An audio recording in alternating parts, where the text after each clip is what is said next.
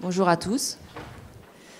Bienvenue pour cette journée sur la promotion de la santé mentale. Je me présente, je suis Aude Caria, directrice du Psycom, et j'ai la lourde charge d'animer toute cette journée. Enfin, c'est une lourde charge, mais c'est une grande joie aussi. C'est un partenariat de longue date entre le Psycom et le CPN en particulier, au-delà, les professionnels, les proches, les usagers du territoire, comme on dit maintenant. Et en discutant avec le docteur Demojo tout à l'heure, je me disais que la première fois que j'étais venue, c'était à son invitation, et on se demandait si c'était déjà il y a une dizaine d'années, dans cette même salle, pour parler d'expériences innovantes. Et on rêvait qu'il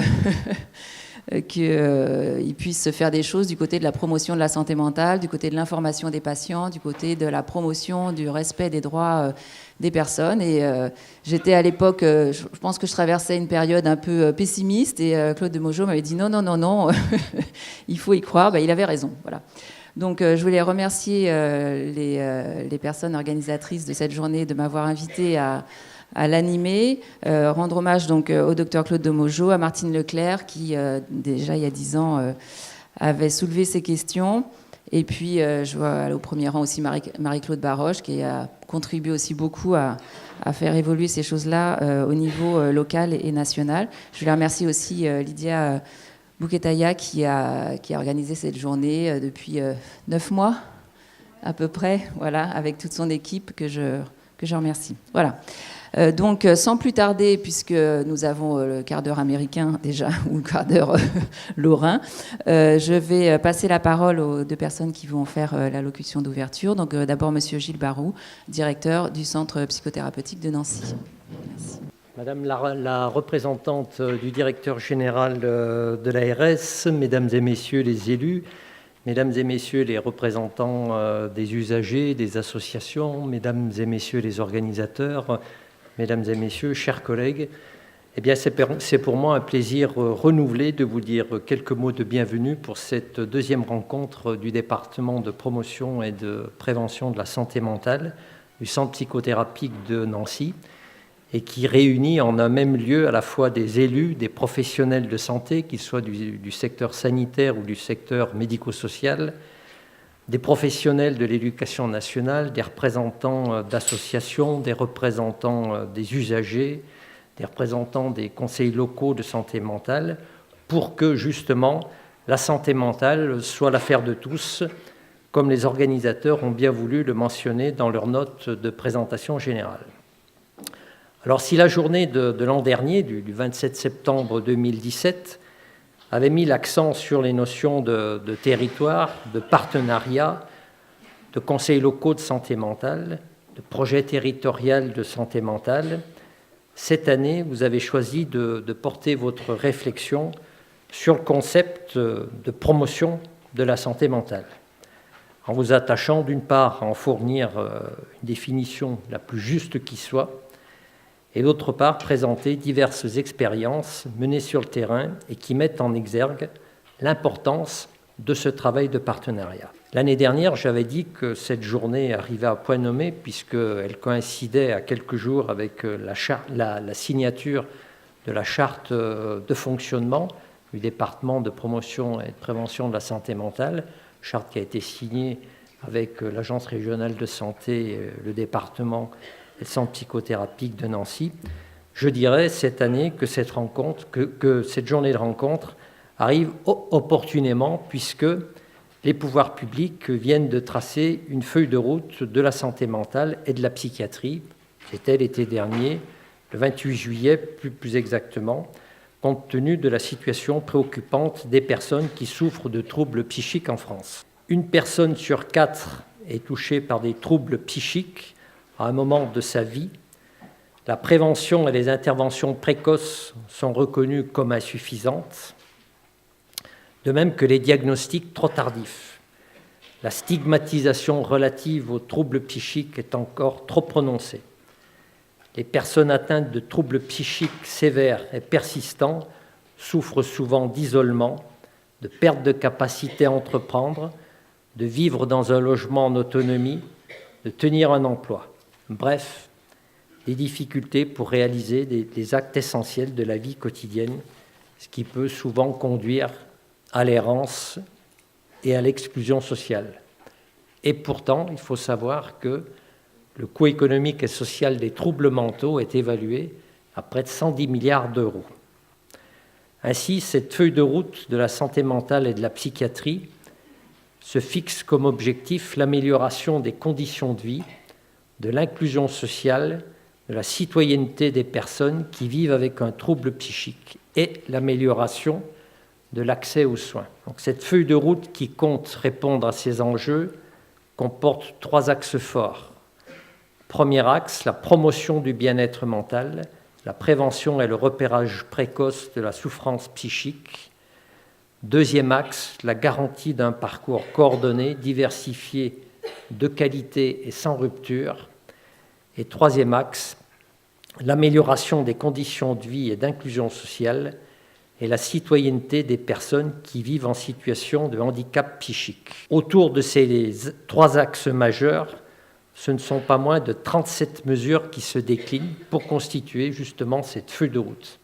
Alors bien évidemment, je ne vais pas rappeler les 37 mesures, mais je voudrais seulement en citer quelques-unes qui s'inscrivent pleinement dans le champ de votre réflexion de ce jour. D'abord, le renforcement des compétences psychosociales via les conseils locaux de santé mentale, les semaines d'information sur la santé mentale, afin de sensibiliser le grand public à la complémentarité des interventions. Le développement des actions de prévention de la souffrance psychique au travail, le développement d'actions de communication grand public sur la santé mentale, afin de lutter contre la stigmatisation. La promotion de la santé mentale, en prenant en compte les enjeux de la digitalisation et de l'innovation qui sont au cœur de notre système de santé. Et là, c'est plutôt une réflexion personnelle que je vous livre, c'est-à-dire appréhender toutes les notions de littératie en santé, c'est-à-dire quelles sont les motivations et les compétences des individus pour accéder, comprendre, évaluer, utiliser l'information afin de prendre des décisions adéquates concernant leur santé. Comment leur donner les clés de compréhension et comment intégrer ce concept dans les politiques publiques.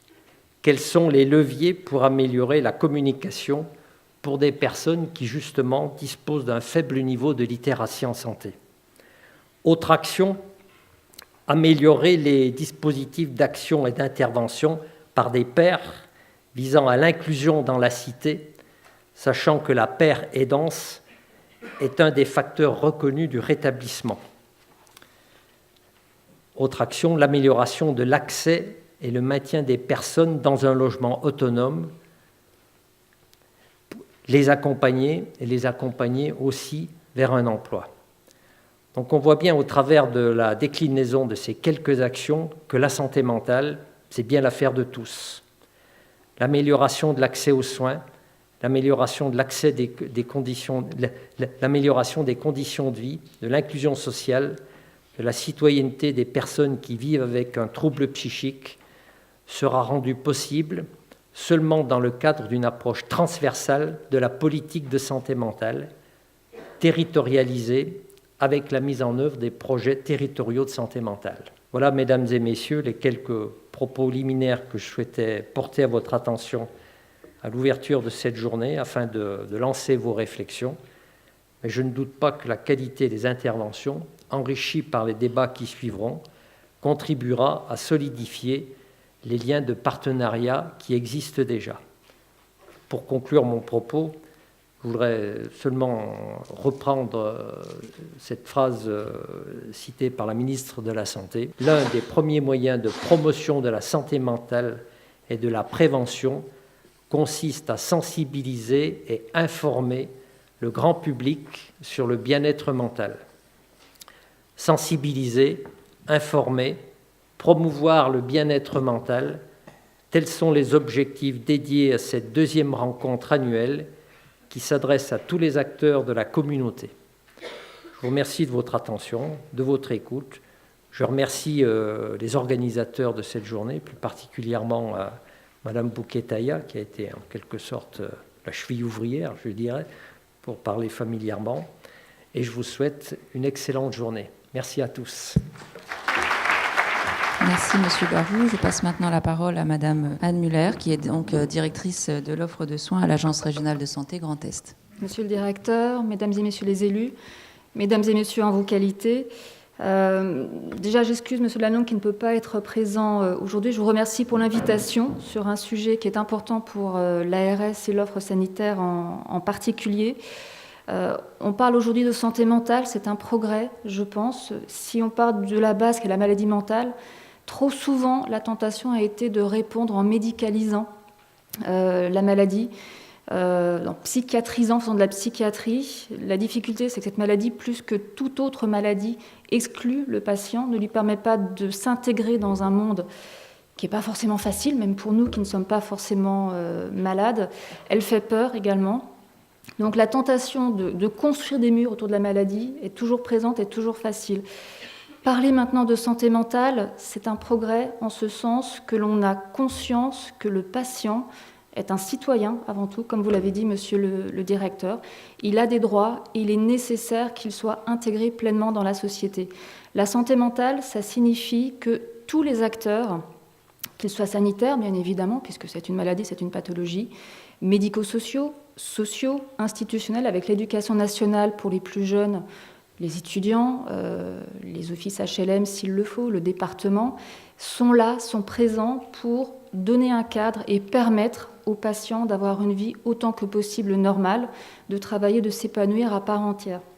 Donc cette journée aujourd'hui, elle est importante en ce sens que tous ensemble, vous allez pouvoir réfléchir à ce sujet-là et travailler à une prise en charge globale du patient avec tout le monde, toutes les personnes qui sont concernées par ces prises en charge-là, en dépassant l'aspect strictement médical qui est tentant. J'ai pas envie de m'approprier, enfin si, j'aimerais bien m'approprier, tout ce qui est bien, j'aimerais bien me l'approprier au nom de l'agence, mais on va dire que ça fait écho à l'un des projets du PRS, projet régional de santé, qui est particulièrement important pour nous à l'agence, qui est la démarche territoriale en santé mentale. C'est la loi qui a prévu la mise en place de projets territoriaux de santé mentale qui reposent sur un diagnostic. Ce qui est important dans la démarche, c'est que, je ne vais pas dire pour une fois, je ne suis pas assez vieille en ARS pour dire pour une fois, ce qui est important, c'est qu'on parle d'un diagnostic de terrain réalisé par des acteurs de terrain. Pour une fois, ce n'est pas l'agence qui est pilote, ce n'est pas l'agence qui est moteur, c'est vous tous qui participez à la réflexion, à la construction, au travail. On part d'un diagnostic, on élabore un projet derrière et on contractualise avec l'agence. C'est le meilleur moyen d'aborder l'intégralité des champs qui sont concernés par la santé mentale, puisque même si c'est l'établissement public de santé en santé mentale qui est l'une des chevilles ouvrières, ce n'est d'une part pas la seule cheville ouvrière. Nous avons décidé d'avoir 3 ambassadeurs avec nous sur le sujet, l'établissement spécialisé en psychiatrie, des représentants d'usagers et un établissement médico-social pour co-travailler et animer des groupes de travail pluriprofessionnels et de tous les horizons. Donc cela nous garantit, c'est en tout cas le pari qu'on a fait, une représentation de toutes les personnalités, de tous les acteurs qui sont concernés par la santé mentale et vraiment d'avoir quelque chose qui est adapté ensuite au terrain et à la réalité. C'est piloté par des professionnels, derrière nous contractualiserons et on espère grâce à ça réussir à faire avancer la santé mentale. Votre journée, j'ai envie de dire, participe à cette logique, permet plus largement peut-être que nos groupes de travail de s'approprier cette démarche et de faire émerger d'autres projets, d'autres façons de voir la maladie mentale dans la société et ce qu'on peut mettre en place pour aider les patients qui sont atteints par ces pathologies. Donc, merci à tous d'être ici, merci aux organisateurs d'avoir eu l'idée de cette journée et de ce thème en particulier, et je vous souhaite de très bons travaux. Merci.